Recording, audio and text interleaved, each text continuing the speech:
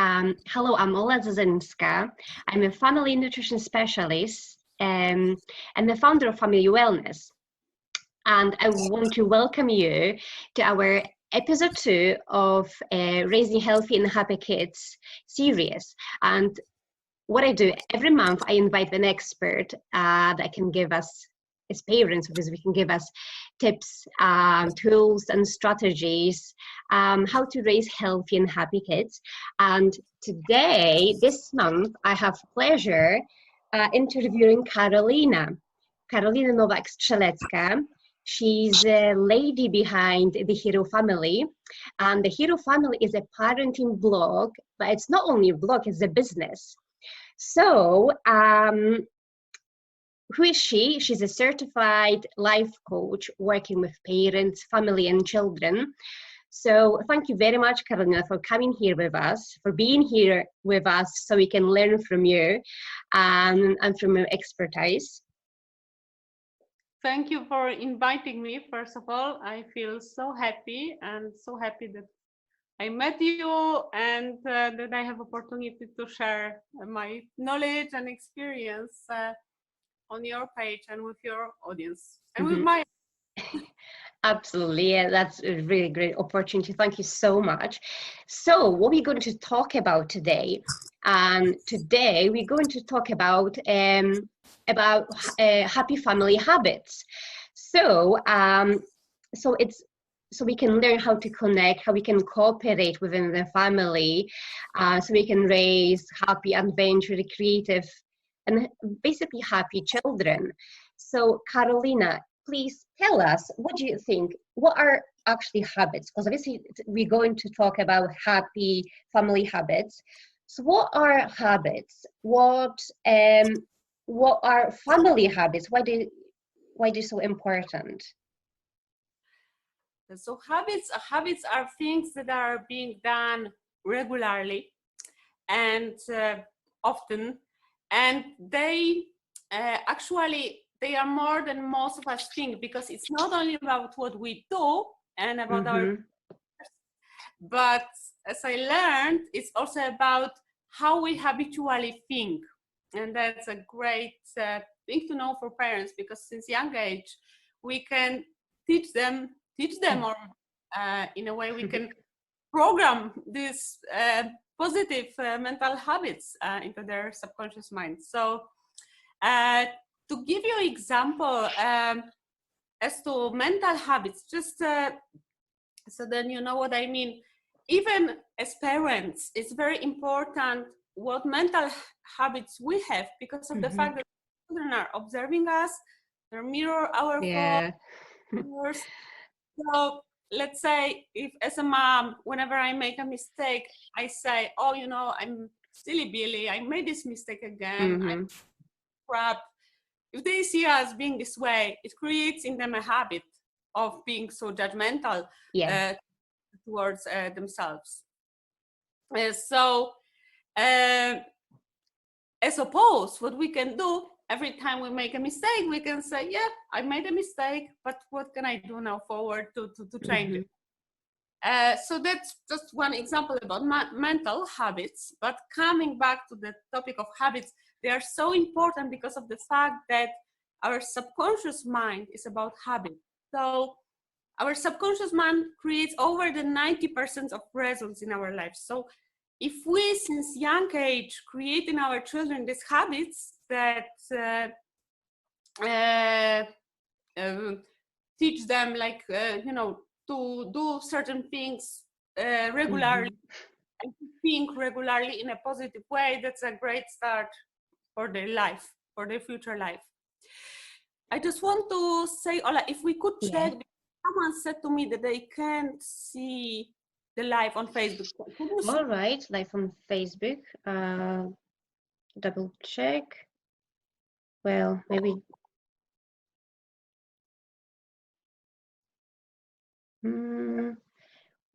Well, I can see it actually. Yeah, we're live. Yeah, I've just checked on my mobile phone because we won't be able to see the comments as well.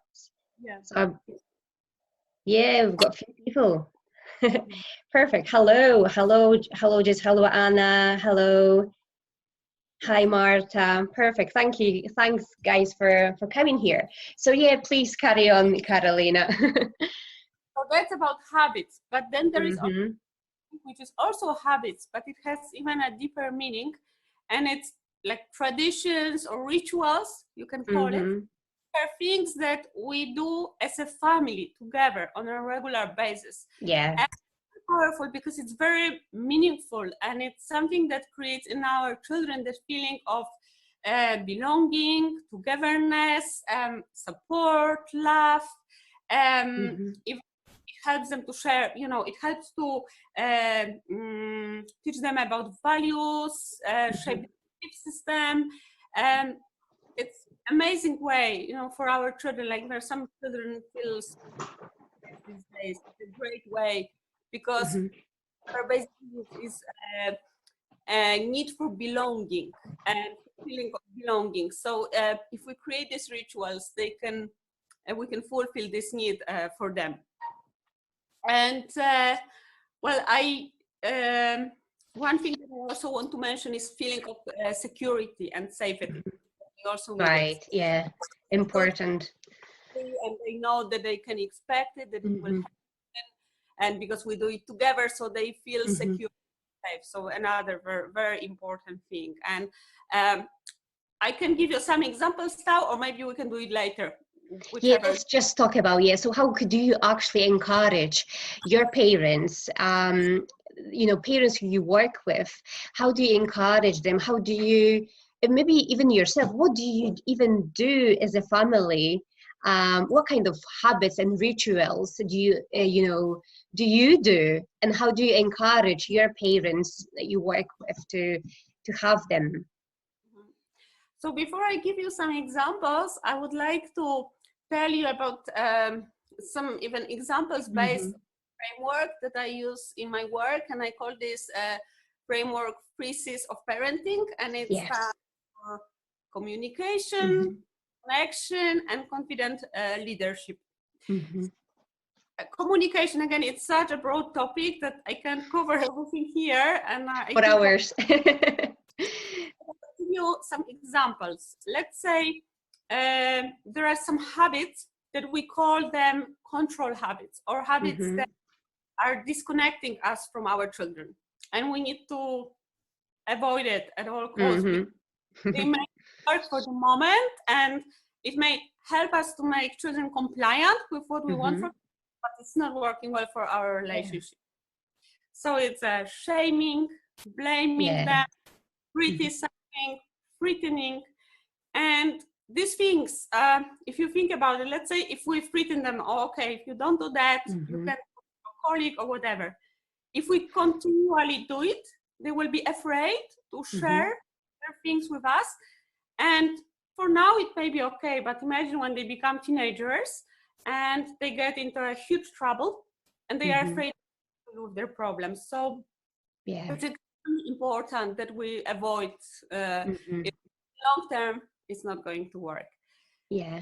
We can do instead, we can be supportive towards them, Mm-hmm. encouraging, accepting. Maybe they want to take a different life path that we have envisioned for them. Maybe thinking they will be a doctor or lawyer or whatever, and maybe because they feel totally creative in that space. Yes, so it's very, very important. And Mm-hmm. another very important is listening, and I would like to focus on this one today, because I think that it's a huge topic, and something that when we are brought up in our families, most of the time it's not something that we are being taught about how important it is. And Mm-hmm.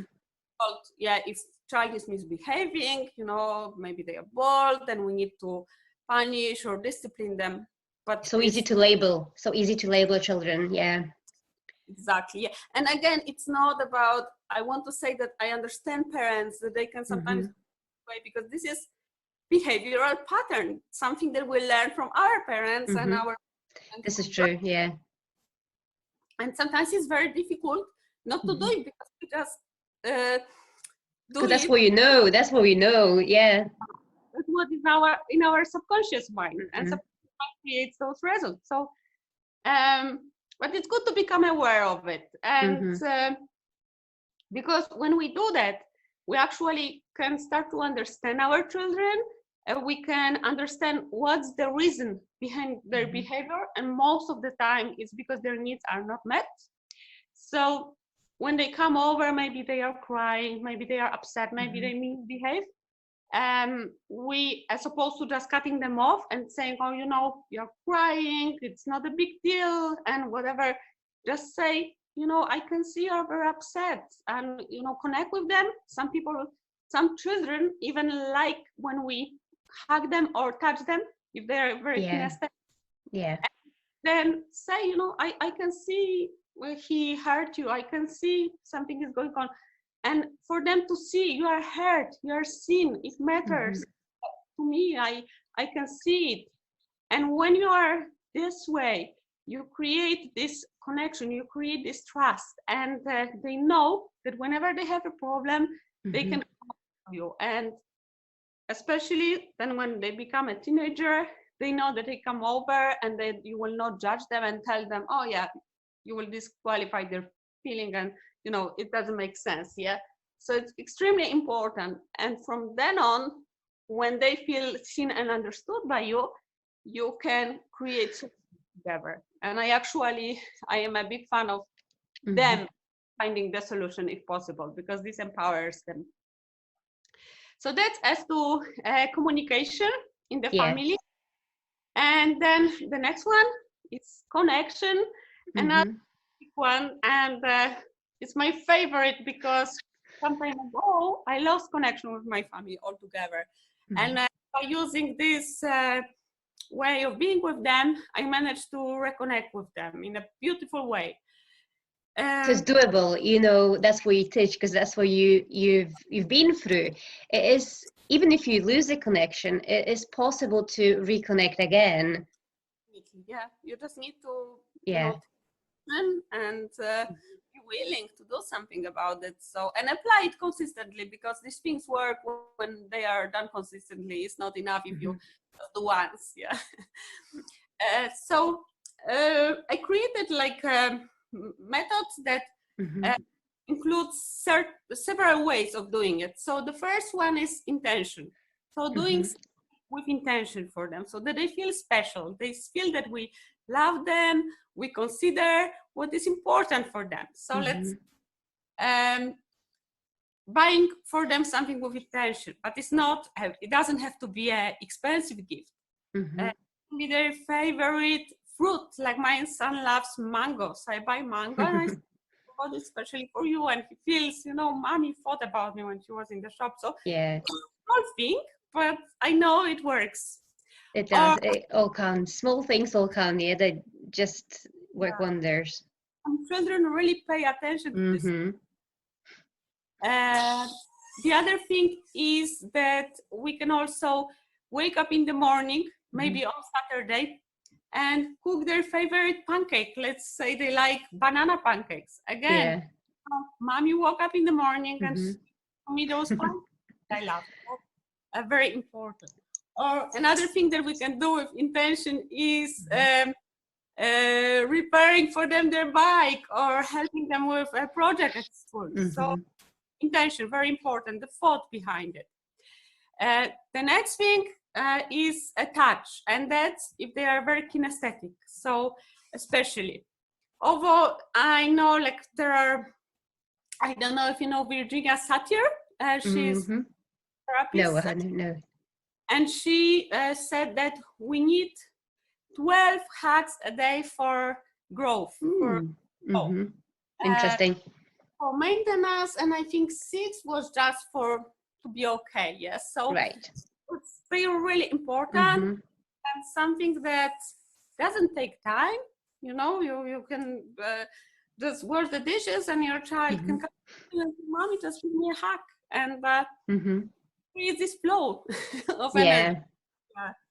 And it can be done again in various ways. So it can be stroking their hair, it can be scratching their back when they fall asleep. It's my children's favorite. And then the next one is appreciation. So for them to feel appreciated by us.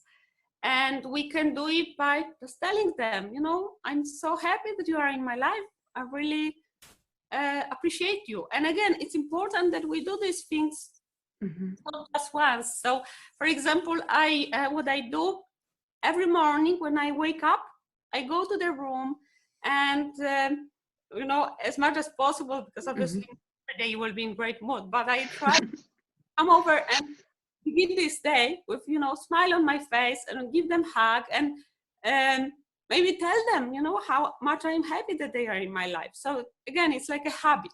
And they know in this way they begin this day with this thought, oh, I am loved by my mommy. And it creates this feeling of happiness and that I matter, that it matters that I'm here and so on. The other way of expressing appreciation would be thanking them when I do something for you. Like when my son reads a book for my daughter, I always thank him that he you know, reading for her, that he's a very good brother with her. And then presence. And I mean genuine presence, not, you know, with the phone, but putting it away and just being with them. And I know parents say that they are very busy. We're all busy. I am busy too. That's why I sometimes when I don't have so much time, I try to include it in everyday activities. Let's say this week I was at school with my daughter. We went to collect my son from school, and she saw a football pitch and said, "Mommy, let's play catch." And we had 10 minutes. So I was a bit like, oh, but I said, no, why not? And I actually did it for her, and I felt so energized. She felt energized, and she felt connected with me. Yeah. A bit more like creative with it. It's not always easy, but you can think of ways to do it on the go as well. Yeah. You create special game and you know, special evening and playing games for his family, or even one-on-one, like, you know, going with them for a special date and so on. So the day is very special because you just go with them. More detail about it in my course, but just gave you some examples about it. And the next one is confident leadership. So confident leadership is about you as parent being a leader in the family and knowing that it all begins really with you, and that depending on, let's say, how you start the day and what's your intention, what you want to create in the house, what atmosphere you want to create, how you want everyone to feel, because of course it depends on them as well, but the way you respond to situations will create their feelings as well. And I can give you example as here with my daughter, when like 1 month ago we're cooking pancakes and she wanted to help me with the milk. Suddenly she spilled it all over the floor. But in the morning I said to myself, today I intend to be patient. I set up this intention, and it was rolling in my head all day. And when this happened, I was feeling very tired. And I was like, oh, I have to clean this floor now. And, you know, the reaction would be like getting upset with her, why you spilled the milk. But because I remembered, I said to myself, I will be patient. I said, no, I want get. And I was very quiet. I said, it's okay, we can clean it. And then we have a solution what to do so that it doesn't happen, so that she doesn't catch again of the table, and so that in the future we have less of those accidents. So these are those 3 C's, and of course there are more ways that you can do it, but just for you to have the most important. Yeah.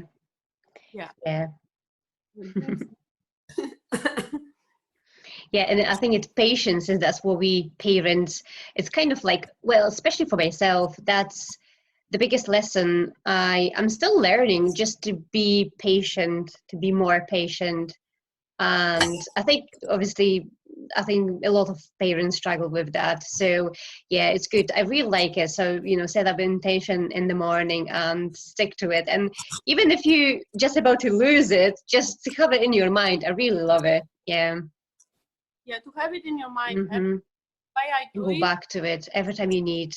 Yeah, go Yeah. back to it. And also because I Mm-hmm. always practice gratitude every Mm-hmm. morning. I state gratitude for the future. So I say I'm so grateful that I'm patient today. So it's like gratitude, Mm-hmm. and I feel it already that I can do Yeah. it myself. Are you I already can. proud of yourself? Yeah. Yeah. Yeah. So this is just those examples with, Mm-hmm. but then I can also tell you about some rituals. Oh, please, absolutely, yeah. So what actually are those rituals? So yeah. One example that I will tell you, Mm-hmm. Christmas is Absolutely, that's what Christmas coming just around the corner. you can throughout the year you can put in a gratitude jar, you can put all good things that happen. Maybe if there is accomplishment, or maybe even Mm-hmm. small things, it doesn't have to be big accomplishment, but something good that happened during the, Mm-hmm. or even funny memory, or just those good memories, and you keep them in the jar. And then at the end of the year, maybe when you have dinner, or Mm-hmm. maybe dinner at Christmas time, or New Year dinner, you can open the jar and read it, and it's like nice celebration of the year, how well it went, and it creates this beautiful atmosphere of connection, and you Mm-hmm. can celebrate it again and have these beautiful memories of good things that happen. Well, it's the end of the year, obviously, so you might not have this jar available. So what you can do, you can maybe before the Christmas day, maybe sit Yeah, down, write that's it down right. for the celebration, New Year, or maybe just do it straight without writing it down, but just go through the year and think Mm-hmm. about those good things that happen, and it will create as well good energy for the celebration time, for this Christmas season, and for the year forward. Yeah, you can even go further and Mm-hmm. think goals for the next year, and it's Absolutely. on what you want to achieve, where you want to travel, where you want to go on holiday. So it's a beautiful ritual to have. And another one, which we practice in my family for 2 years now, and it's Mm-hmm. called dinner coaching. And it's brilliant for not only for creating connection and bond in the family, but also for like getting to know each other experiences, insights, but also for children to learn how to Mm-hmm. communicate, how to express themselves.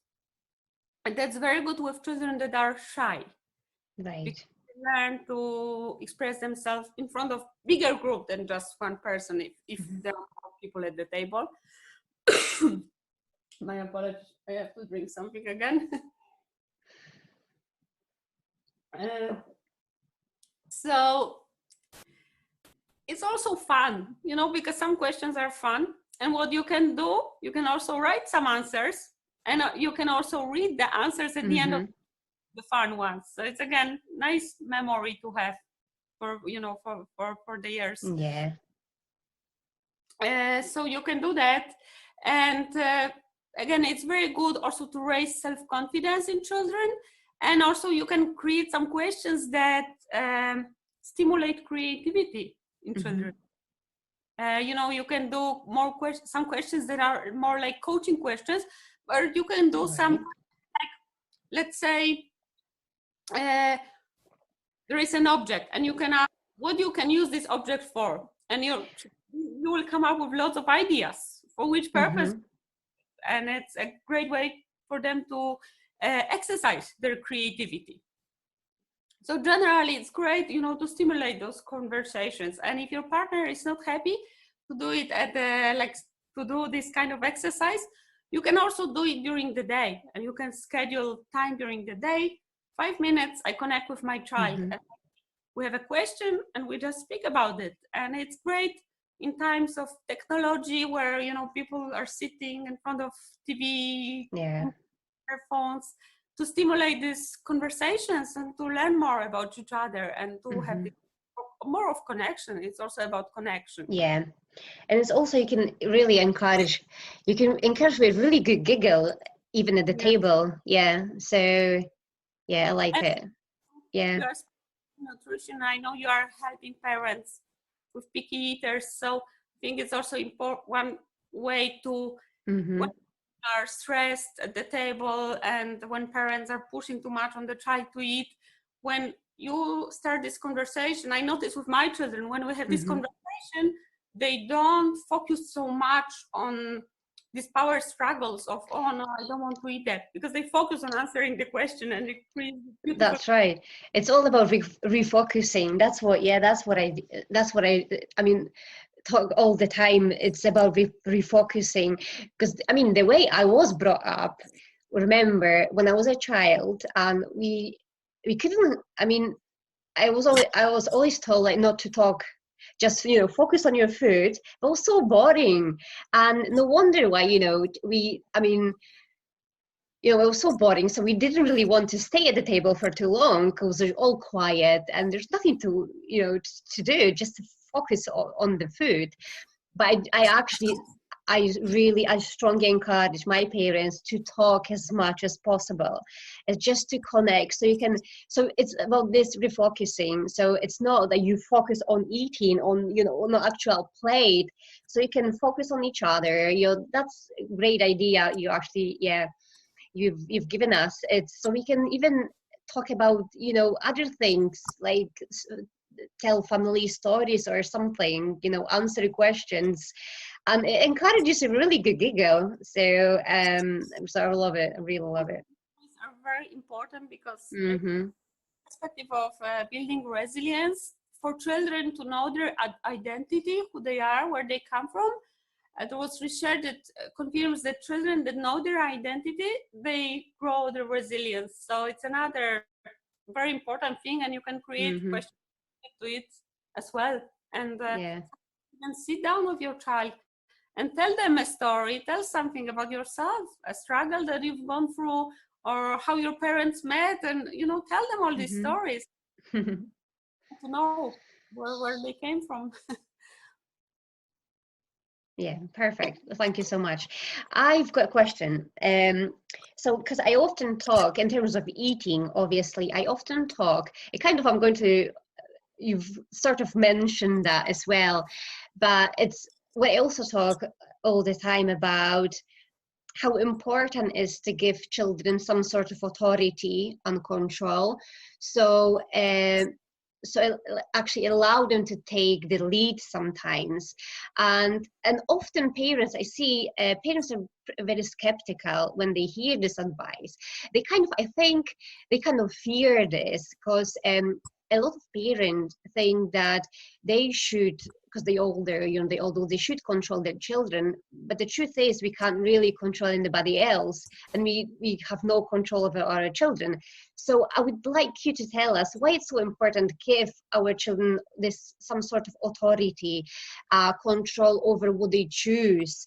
We shouldn't really fear this. How it's important, what, from your point of view, from your expertise, why it's so important for families and for children, even themselves, having this sort of control that they can choose, that they can learn from their mistakes. So that's important, isn't it? That they can actually learn also. Incredibly important. And I learned it myself, because I was brought up in the house that I wasn't challenged too much, to make mistakes. Like I was always being protected from making mistakes, and I learned only later on in life how important it is. And well, there are two reasons why it's so important. The first one is because the freedom of choice is one of basic human needs, same belonging. Yeah. So when we give them freedom of choice, they feel empowered, and they feel as well that, let's say if we ask them to find a solution, they feel that they are part of that solution, and they are more eager to actually do those things we agreed together, as part of this solution. And there was research done some time ago that confirmed that when people were taking part in creation of the course, they were more eager to later on apply teachings from this course, because they participate in the creation. And it's the same with children. When they participate in the creation, they are more eager to apply it. And we can even do that in family home, let's say by creating a family vision together. And not saying to your children, oh yeah, that's our family vision. We decided that we want to behave this way. We want to feel this way in our house, and you have to apply. No, ask your children what they think and create it together, because they will have also a better understanding why, and they will be happier to apply it. The second reason is that when children are allowed to make their own choices, as you said, like they make mistakes, but they can learn from them, and they are more empowered because they know, okay, my mother asked me to find a solution. I was able to find a solution. So every time they find a solution, they feel, wow, I can do it. I can do on my own without my mom. I am creative enough. And they feel like their confidence is growing. And I know, okay, yeah, I'm okay. I am resourceful. And it's amazing for growing their self-confidence. It's a very important thing. And apart from that, when they make their own choices, it also helps to build their resilience, because they know that they are resourceful, they know that they can deal with any challenge.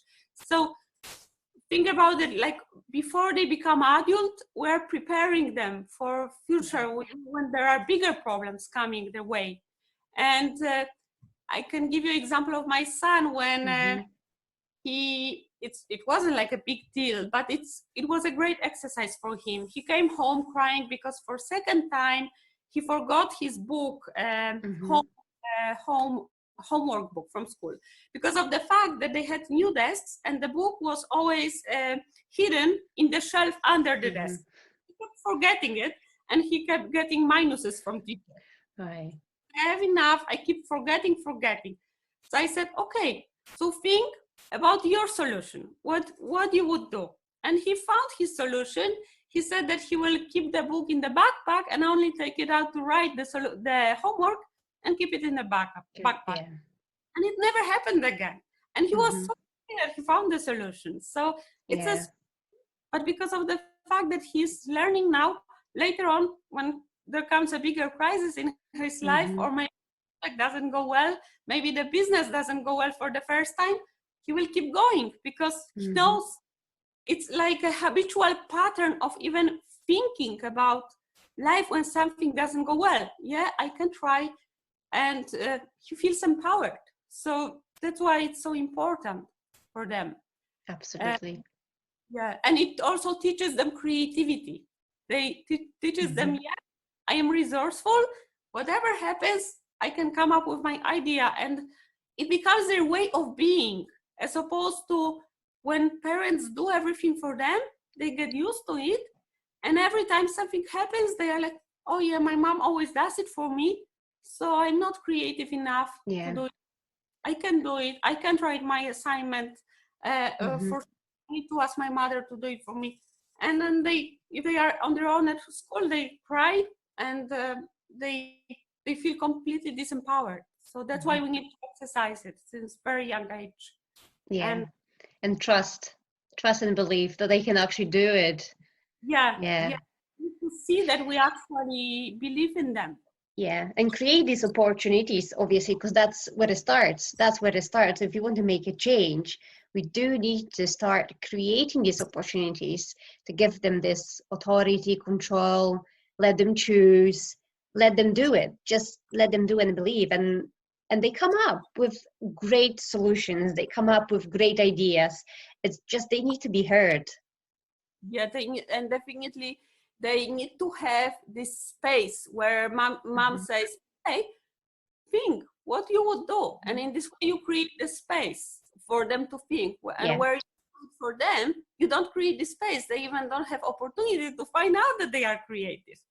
And it's whenever they come up with own solution, it creates in their mind this mental habits too. It's not only habit of doing and solutions, but mental habit of thinking, okay, yeah, I can do it. And it becomes way of thinking and being about what you're capable of doing. Absolutely great. Yeah, and when you were talking about rituals and habits, you mentioned about positive atmosphere.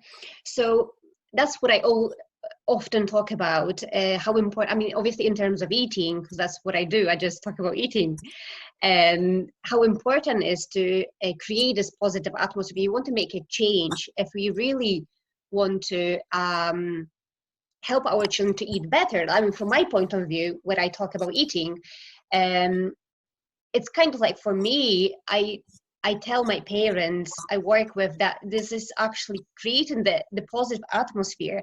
For me, is kind of like the first step. It's important to undertake.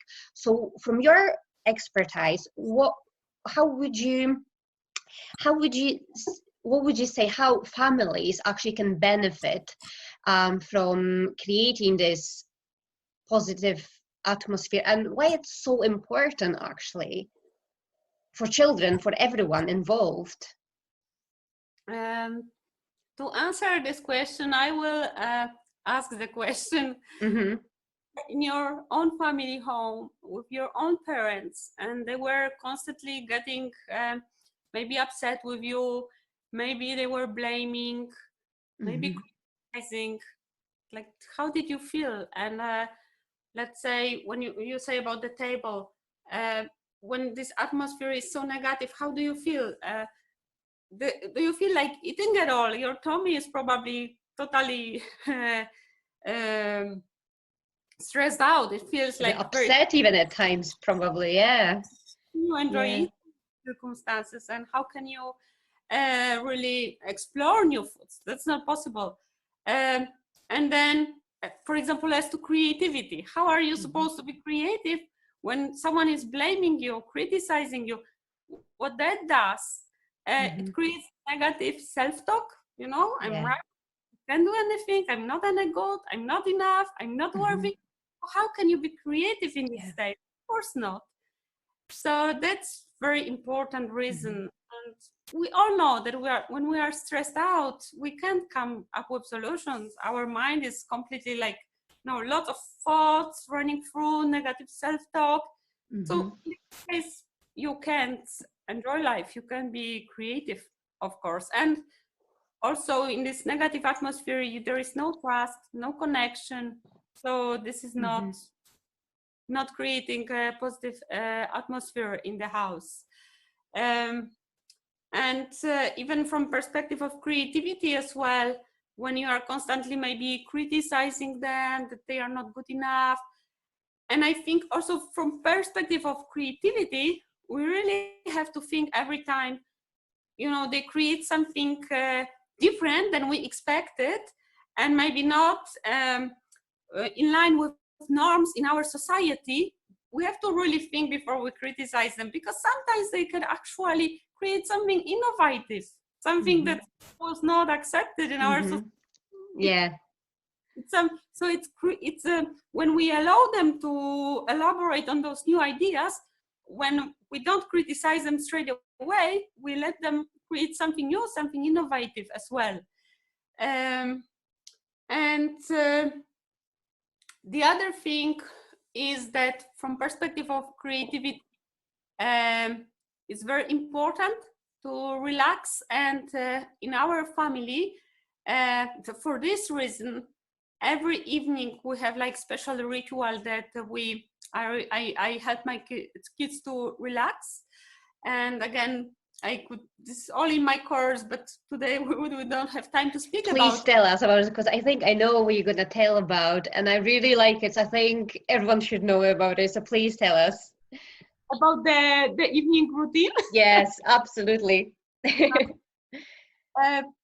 So, well, there are many things. So if I'm thinking, Well, one of the things that I do is, for example, sometimes to relax them, I would give them a massage with lavender oil. Mm-hmm. Because of lavender and because of massage, touch, and they feel this connection. And or sometimes they ask me to scratch their back, and because my children are very kinesthetic, so in this way they relax. And sometimes I make a short meditation, and with that meditation I do as well for them, like it's called night whisper. So it helps them to, it's for them to create this new mental mental thinking, like mental thinking patterns, new beliefs in their subconscious. For example, if they are shy, maybe they are stressed out about project at school, or going like my son was afraid to go to disco because he thought that he's not good at dancing. So I would say to them these statements, these affirmations when they fall asleep, confirming this belief that they need in order to become courageous about it. So let's say I would say to them that they connect very well with other children at school. And in this way, for example, my daughter at the beginning of the year, when she was a bit shy to approach other children in the school, she would time, like, oh, after a week, she came over and she said, Mommy, I approached this girl today and we played, and I was so happy. So again, there are lots of, depending on the situations, you use various phrases, but it really works. And the parents I work use it as well for their parents for their children, raise their self-confidence levels. And the other thing is as well, every weekend we have a ritual where we meditate in the morning together. During the week, it's not possible because there is not enough time. But at the weekend, like for 10 minutes, because they can't stand more, they are too young to sit more quiet. And I would guide them into relaxation. And I would say to them, let's say they have a project to do, or they want to draw something creative, or maybe they have a problem. I would encourage them to ask themselves this question. Okay, how can I solve this problem? How can I find a solution? Or how can I do this project in the best possible way? How can I draw it? And the ideas would come to them. And for them, it's a norm now. Whenever they need, they, and it's a way of getting ideas into their mind, because ideas come to you when you are relaxed. That's why this relaxed moment is so important in the family home. The bedtime routine, which you kind of like a ritual, which you mentioned, is a really good advice for parents, because some parents I work with, they've got children on spectrum. That would be really brilliant, kind of like a calming down ritual.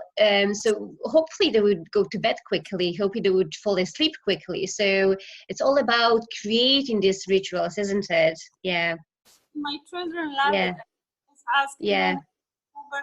And my daughter, she's always so happy, and she's still not asleep when I finish it, and she would give me a hug and she would say, best mommy in the world, like because she feels so special when I whisper it in her ear, and it's a lovely way of connection. And with their mind operates at alpha level at that time. That means that their subconscious mind is more susceptible to everything that I.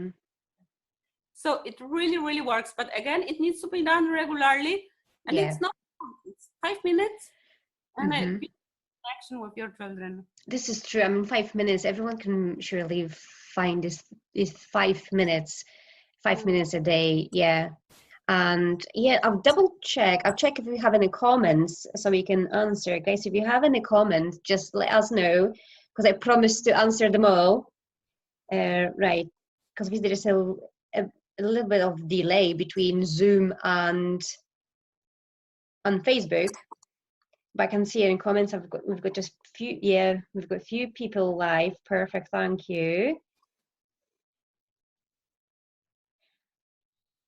Okay, so no comment. I'll keep an eye on that. No comments so far. But if you could please tell us, how do you work? How people can reach out to you? And yeah, basically, how do you work? How people can connect with you?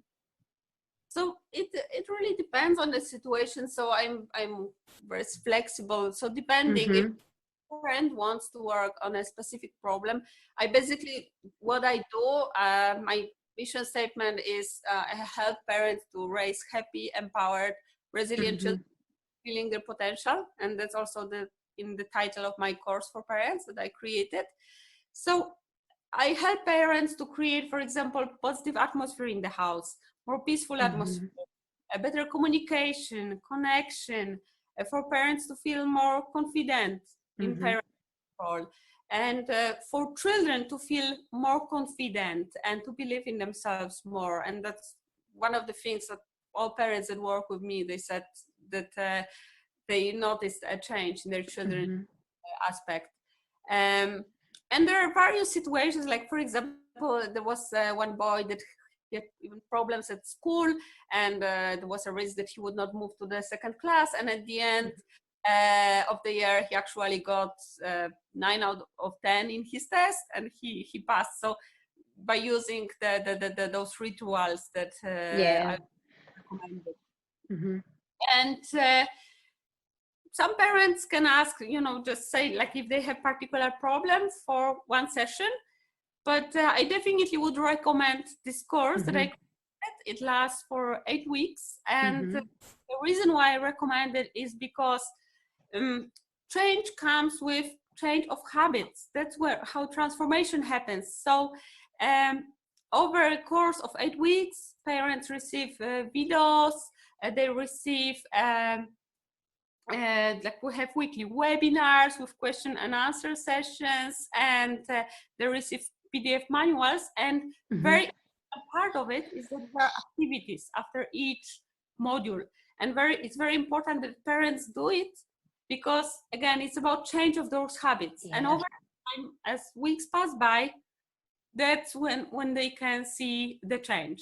So this course can be offered either as a fully automated course, which I'm planning to have ready at the beginning of the year, or also a course with like a support, like I said, Mm-hmm. webinars and question and answer session, Mm-hmm. or with some parents with one-on-one coaching sessions. So it depends. And if someone thinks about it, I would encourage to Mm-hmm. just contact me directly through Messenger, Absolutely.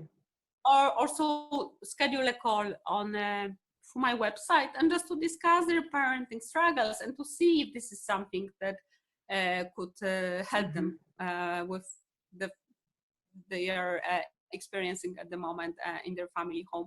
And also I want to mention that parents can connect with me through Facebook, Instagram, and I also have a channel on YouTube, so I can Mm-hmm. provide the links at the bottom. Yeah, that's what we do. Yeah, we Live definitely recording. going to copy them. Yeah. Lovely.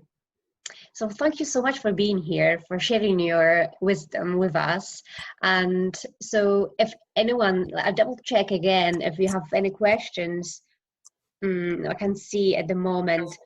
So yeah, just you can obviously, put them in the comments, and then I'm sure Karolina and myself very happy to answer any of your questions. And yeah, just reach out to Karolina directly if you would like to, if there's something you would like to discuss with her, if there's something you struggle with, if there's something you would like to improve in your family. So really encourage you to do so. Okay, so thank you so much again for being here with us. And Merry Christmas. Have a good, everyone have a good Christmas. Thank you, Orla, for inviting me and for organizing and arranging everything.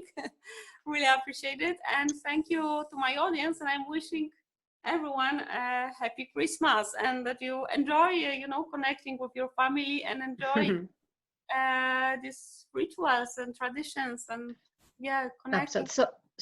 Very important topic. And I also want to thank everyone who have joined us live. Thank you very much for supporting us here. Okay. So take care. All the best. Thank you. Bye bye.